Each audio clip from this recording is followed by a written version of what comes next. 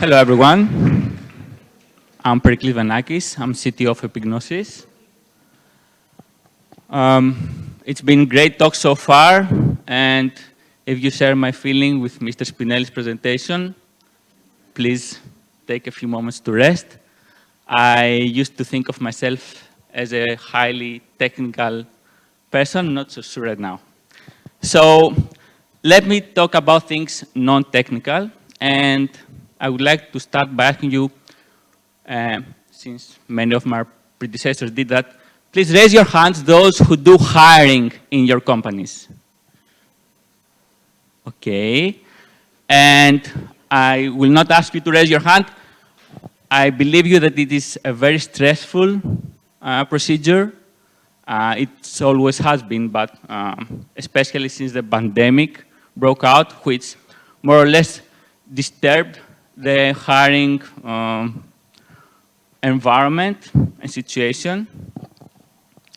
Now imagine the same challenges, the same hiring challenges that we all globally face in an e-learning setup. So our company Epignosis does e-learning. It offers e-learning tools and services to companies around the world, and which was, and I'm not implying anything here, but it was great for business, what happened a couple of years ago.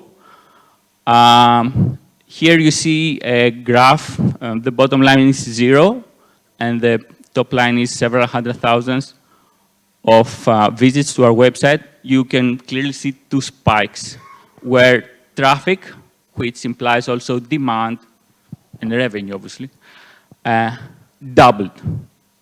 So at that point, we faced the challenge that we needed to grow our engineering teams quickly. But it was the worst occasion to need access to new engineers, okay? Because, I'm not sure you're all familiar with the situation then. Remote working was a thing. People were quitting. There was the big resignation wave.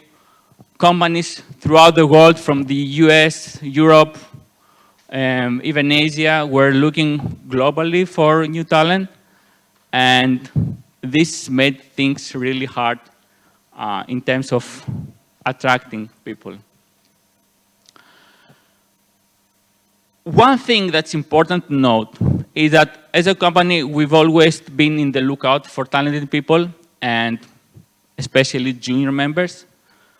But up until then, the experience with integrating new hires, new junior hires into a company was, let me say, not optimal. So we had a process like, okay, we post a job description, we need a junior hire with, I don't know, 2 years of experience doing web development. They went in an interview, okay, we like you, we like what you have done, we hire you on, say, September 29. October 1st, you're starting, and your first experience is program. So they would need to very quickly catch up with the company culture, with the platform intricacies and challenges, and plus, the reason they were hired was to increase our productivity, increase our throughput. So imagine the stress and the whatever, anyway, that new people had to endure at their very first days. But not only them, but their team as well. So imagine a team that is already stressed out, because obviously we wouldn't hire if everyone was cool. I don't mean that. Well, I do. And so you got this very stressed out team that definitely, desperately needs some help. And we say, oh, hooray, you've got this new junior hire that will help you accomplish your goals. And as a team member, seasoned, senior, whatever, you not only had to deal with the absolute madness of daily traffic doubling every month, but also with mentoring and helping and assimilating new junior hires.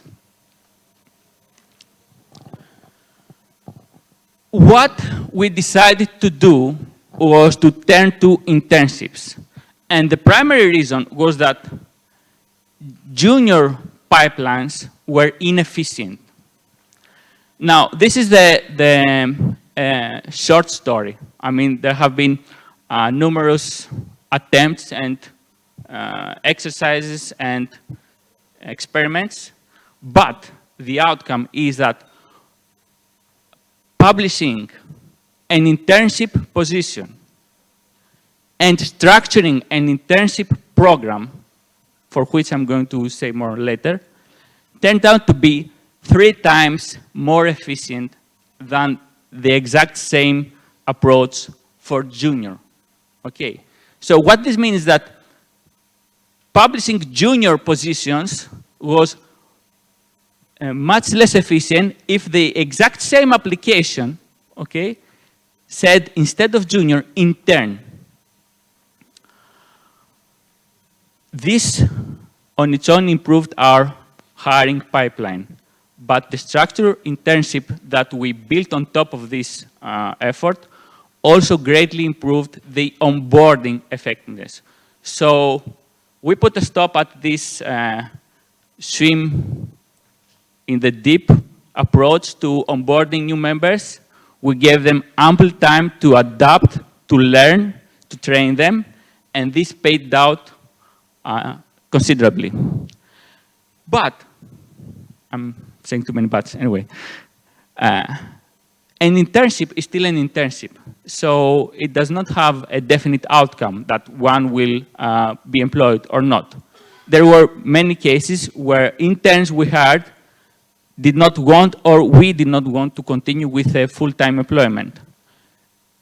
And that was good. I mean, if you lay off someone that you hired, this is always a sorrow, you know, development. But for a fixed duration internship, that's okay, because from this effort, interns gained knowledge. And us as a brand, we gained some exposure, some branding, because these people could go out to their peers and say, okay, I spent 3 times in Epignosis and I learned some things. So, sorry for the long text, but it is a cookbook. This is what we turned out after, as I said, numerous experiments to do. So, step 1, okay, the ingredients. You post a 3-month paid internship. These are all important aspects. And you record broad skills. You cannot look for the specific technologies that your company works on. 2, because this is an internship, it does not mean that people should be easy to move forward.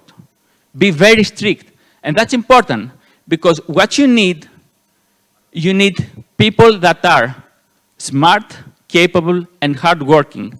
And these people appreciate a strict hiring process, because they know that if they are selected, they will be selected with those criteria that are suitable for their own skill set. Obviously, during this phase, you cannot ask for hard skills. Do you know AWS? Do you know Python? No, you're looking for soft skills. You're looking for people that can create a resume, a CV, that can talk, that can communicate, and so on. Step 3, and this is by far the hardest part. Once people are hired, they need to have a very specific process, a very specific flow. What we did in Epignosis and are still doing is that we've created a curriculum of online training. Some of these we created our own, some of these we handpicked from the internet, very highly specialized and very high quality. And we give these people very specific tasks to complete and senior people to train and mentor them. So they take them by hand and teach them what is Agile, what is Scrum, what is code reviews, how do I send an email, how do I post a new task, and how do I reply? What does it mean to get things to production rather than simply developing code? That was also 4, actually. Number 5, how long do you need to assess a candidate, an intern, whether he or she is right for the business? It's 2 months, not more, not less. Or sometimes it is less, but not more than 2 months. In 2 months' time, you know if this particular person is a good fit for your company, both in technical, soft skills, and mindset. If they are, don't delay. If they are a very good candidate, then you need to be quick because someone else might snatch them. So offer them a full-time contract. Negotiate with them as if they were a junior hire. Okay? It's not that they will get paid less because they're just starting. I mean, we're looking at people with high potential here. And 6, at the end of the internship, don't rush them to production. They're still very young people, okay? Leave them here.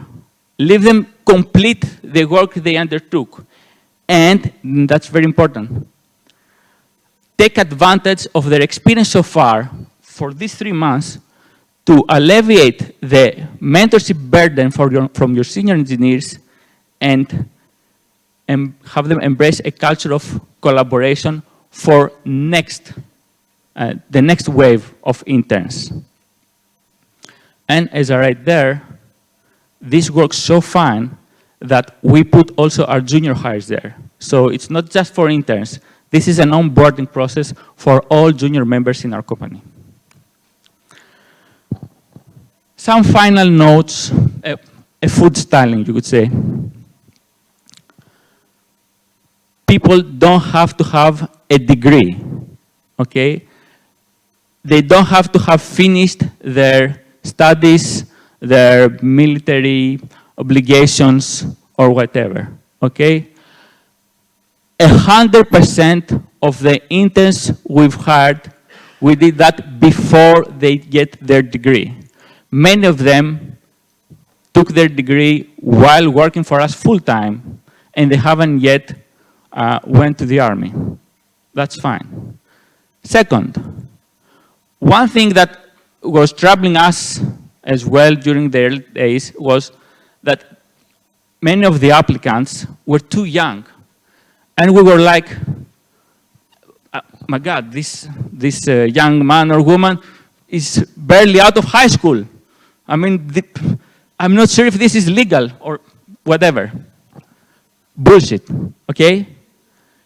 90-year-olds is, for us as well, is pretty mature for them to work full-time in very demanding areas of our business, okay? Provided that they have gone through this onboarding process, they have proven themselves of being capable of doing that, and that we have given them all the tools and guidance and mentorship they need. Not just take this sword and go kill everyone, okay? 3, there are many interns that apply just because they see an internship label on the job position.